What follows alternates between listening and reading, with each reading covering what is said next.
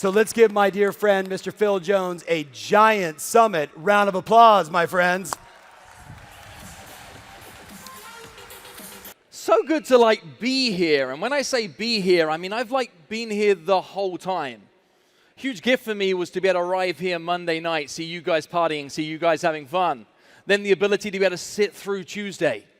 Sit in the back of the room, watch you guys take in all the information, watch the other presentations, be backstage, chat with many rock stars, be here Wednesday, now be here Thursday morning, and it's my time. And I'm thinking, because I don't get to do that very often, it made me think about what you experience as an audience member at an event like this. It made me go back to points in time where I remember being in backs of rooms like this when I started my career and wondering, what was I thinking? And I tell you what I was thinking is wow, so much wisdom being shared. Anybody else experiencing that?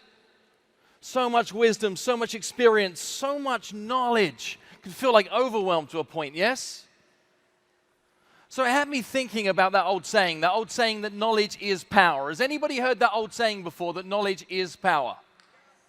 Is that true, yes or no? No. No.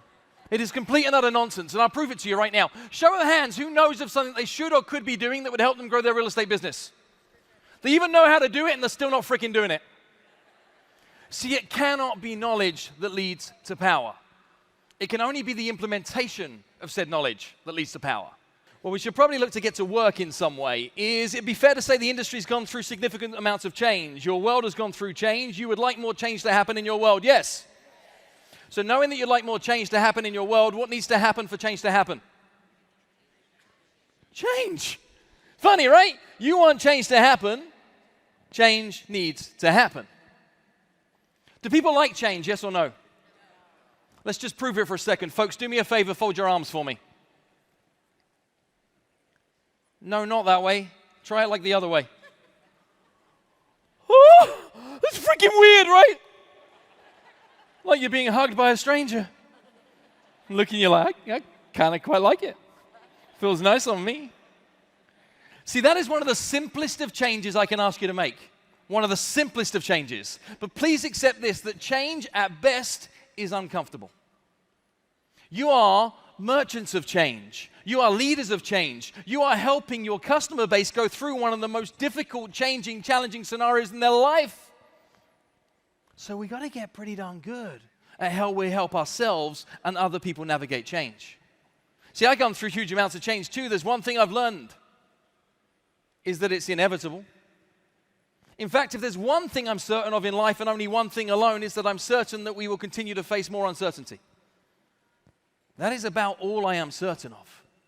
So what do we do with that? What do we do with that? What we think about is, how do we navigate change? See, because I cannot stop the fact that change is coming. When I think change is upon us, I think of change like it's a tidal wave. If a tidal wave was coming at you, can you stop it? No, you can't. What you can do, though, is you can respond to or react to the fact that the tidal wave is coming. That's the choice you get to be able to make. Cannot stop the fact that it's coming. Now, if a tidal wave was coming, you're faced with three options. Three options of what you can do. No more than three options. Option one, let it wash straight over you. Leave you in whatever state it chooses. Anybody seen that happen with colleagues in the real estate business? Change happened, washed straight over them, left them in an ugly mess. There's choice number one. Choice two, big wave coming, pull out big surfboard. Right? We could ride this wave. We could have some fun. We could call it a good time as opposed to a tough time. That's a choice. Choice number three is, you could use the inertia created from that wave to fuel some form of generator, fuel some form of big change. You could use that giant ball of energy to be able to create the change that you're looking for. That too be another change. I'm not telling you how to change. I'm telling you that what you have the ability to do is to choose how you respond to and react to every change that is happening in your world. That is your choice. See, the thing is, every single one of you in this room today can do better today than they did yesterday. They can do better tomorrow than they're doing today. You can do better the next day. Here's what's the coolest thing in the world. Better always beats best over time. Always.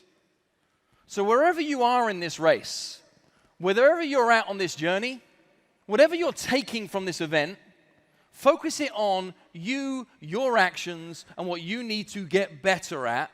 Not, oh my God, they're the best. Oh my God. See, these people up here are awesome. I've been a student of success my entire life. And what's interesting about the way that I say I've been a student of success my entire life is I've never been in awe of anybody. Not one. See, anytime I've met anybody that's better at anything than I am, I've never been like, wow. What I've asked is how. How do you do what you do? How do you get to that? How did you go on to be able to achieve this? And I've learned that successful people are pretty darn happy to be able to tell you how they did it, give you the blueprint, give you the playbook. They do it all the freaking time. And success leaves clues. Well, you don't have to figure stuff out by yourself. Success leaves clues everywhere. Being a salesperson is not a bad thing. The perception of being a salesperson is what is the bad thing. So what that means is if anybody, and when I say anybody, particularly a client, a prospect, a customer, says the words to you that you are a great salesperson, that is not a compliment. It means you've been caught. It means you've been caught trying to sell to me. What they're really saying to you is, stop it, please. Stop it, please. See, success in this business isn't applause for our sales skills, right? That's not what we're looking for. What we're chasing is something completely different, and the modern market is making us want to be able to chase something completely different. What we're chasing today? Gratitude. See, if you wanted to learn to be more pushy, more slimy, more obnoxious, better at telling lies, wrong room. But you want to learn how you can get people to say thank you to you more often, pay your fees at the right level, have respect for who you are as a professional in the real estate industry? Well, that's exactly what we're here for.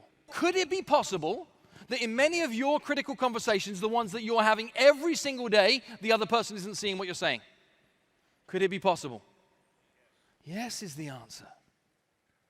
See, what I've learned quite often is the difference between you and people like you isn't hard work, isn't aptitude, isn't product knowledge. It's knowing exactly what to say, when to say it, and how to make it count. It's finding the right words at the right time. That's what's going to get you success. Yes, the other stuff's important, but today, table stakes. Table stakes is knowing your market. Table stakes is having some form of competence. Table stake is being licensed. There are too many people that are competent. Excellence is achieved when you know exactly what to say. See, no is part of the game. There's nothing I can do to get you past no being part of the game. No is going to be part of the game, and if no's not part of the game, you're playing the wrong game. No will always be part of the game. What we have to understand is, though, very, very, very rarely are they saying no to you. Very rarely. What they're actually more likely to be saying no to is it. They're not saying no to you, they're saying no to it. That's different. In fact, it's almost always true that they're not even saying no to it. They're actually just saying no to it right now. Let's test that for a second. Show of hands in this room. Who has purchased something in the last 6 months they wouldn't have dreamed of buying 5 years ago? Right. Why? Because your circumstances have changed. Everybody's circumstances are always changing. Your job, front of mind when circumstances change in your favor. Your job is that.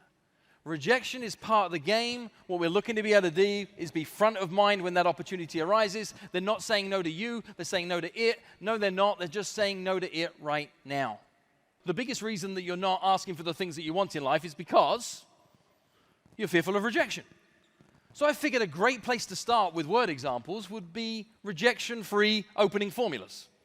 How can you invite just about anybody to take a look at just about anything? Can it be completely rejection-free? Would that be useful? Okay. See, if I wanted perhaps you to consider my idea, I wouldn't ask you directly to consider my idea. I'd preface my ask with a simple set of words. I'd preface my ask with a simple set of words, I'm not sure if it's for you. What would your little voice do if I prefaced the ask with the words, I'm not sure if it's for you? It does two things if we go in slow motion. The first thing it does, it says, well, I'll be the judge of that.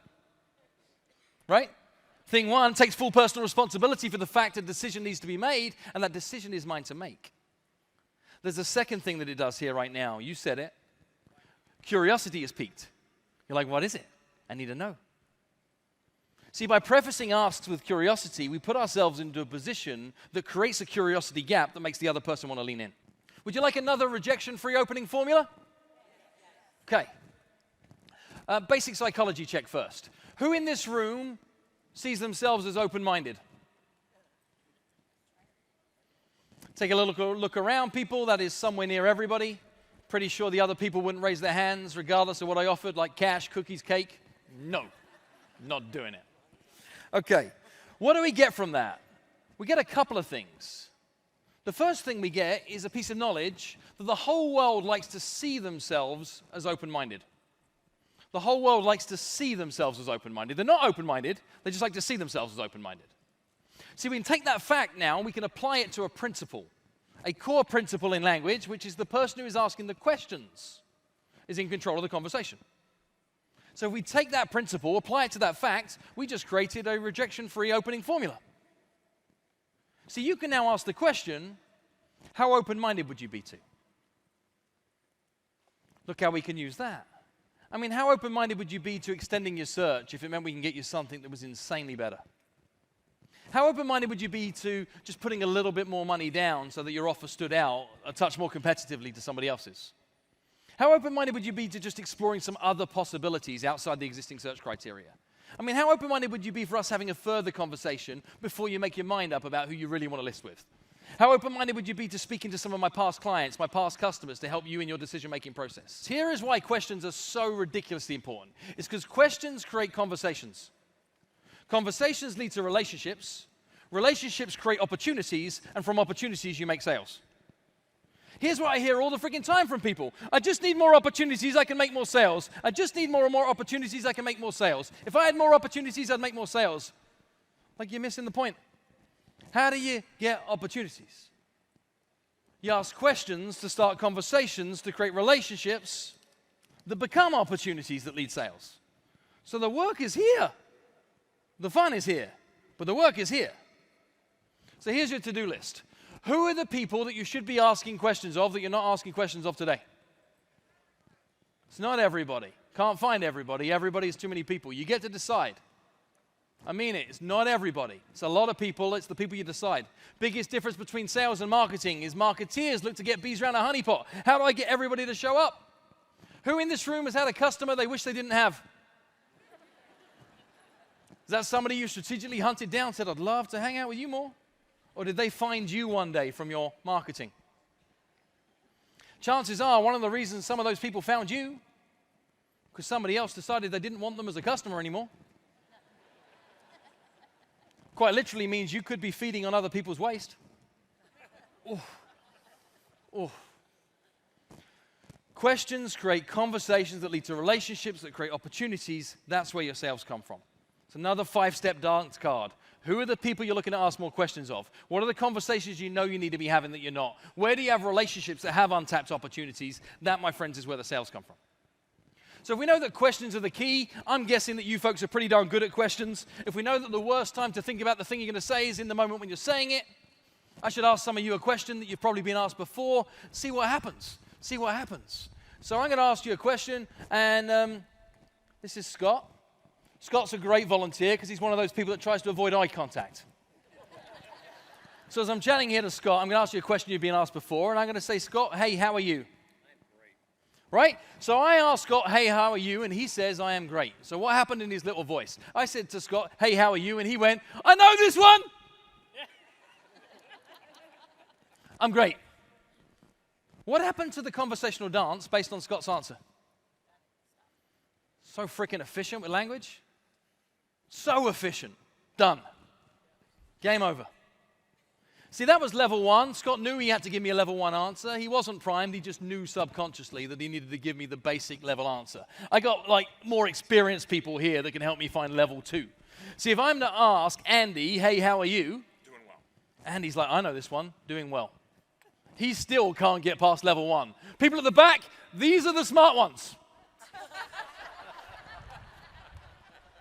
Your name, sorry?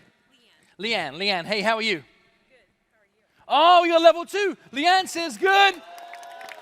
And then goes, oh, jeez, I got to ask a question back. So she just throws me the same question back in the other direction. She says, how are you? How do I tell her I am? Based on the fact that she said that she's good, I tell her I'm good.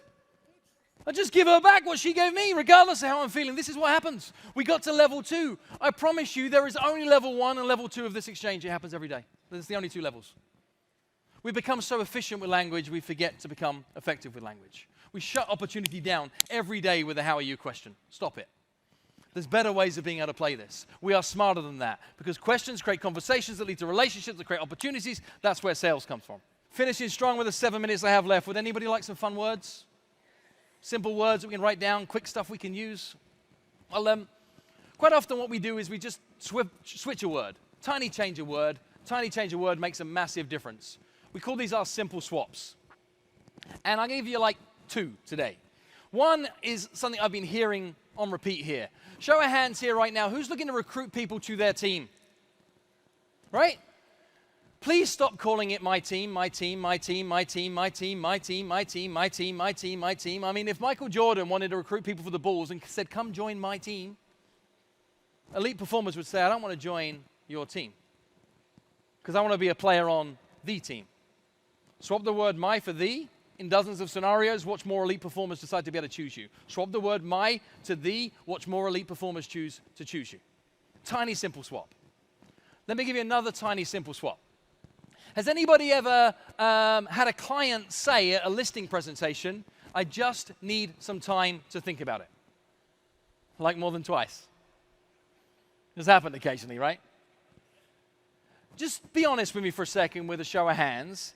Has anybody ever finished a listing presentation with the question, do you have any questions? Stop it. You may well have been the cause of the objection, I need some time to think about it. And you're going to see this for yourself very quickly. If you say to somebody, do you have any questions, what are you suggesting they should have? Now, if you've done your job well enough, what should they not have? But you've told them that they should have. And then you did do your job well enough so that they don't, yet they feel like they should have. We understand the chaos we created? So what's now happening is they're sat there thinking, I should have questions, I should have questions. I don't know what questions I should be asking at this point. I feel like I know everything. I feel like I'm good, but I don't know the question I should be asking. I'm supposed to be asking a question. I don't know any questions. What did I miss? What did I miss? What did I miss? What did I miss? Can you leave me some information? Can you send me a brochure? I need some time to think about it. You made that happen because you created confusion with the question, do you have any questions? Watch how a simple swap changes things. Instead of asking the question, do you have any questions? And play this out with me. Swap the words to, what questions do you have for me? Tiniest of change. Now you say that at the end of a listing presentation. Now what do most people say? No questions. I'm good. Which means they have all the information to make a decision. Which means they've made a decision.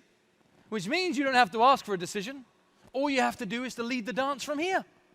You just need to help them understand the next steps. Would you like the words to help somebody to know the next steps? They're the words, so the next steps are. If you're in any way uncomfortable with that, try what happens next is. But if you want to be seen as an expert, behave like an expert. You wouldn't go to the doctor's surgery and tell them all the things that's wrong with you and what you're looking to achieve, and they lay out 15 options and say, what would you like to do? Right? You tell them what you think the right prescription was, you'd lead the dance, and you assume that because they invited you into their house, because they said to you that they're looking to sell their house, and because they nodded and smiled in all the right places when you went through your listing presentation, they're in agreement, which means don't ask them to make a decision, ask them to make a decision that follows the decision. Like, when would be a good time for us to come and take photographs? Like, what needs to happen in order for us to be able to get this ready for market? Who do I need to be able to speak to on your end to be able to make sure we can make some of the adjustments? Because I'll tell you, the second they answer that question, they just said yes to everything else. The second they answer that question, they just said yes to everything else. So ladies and gents, I've been Phil Jones. It's been a huge privilege to be with you here today. Thank you, thank you, thank you.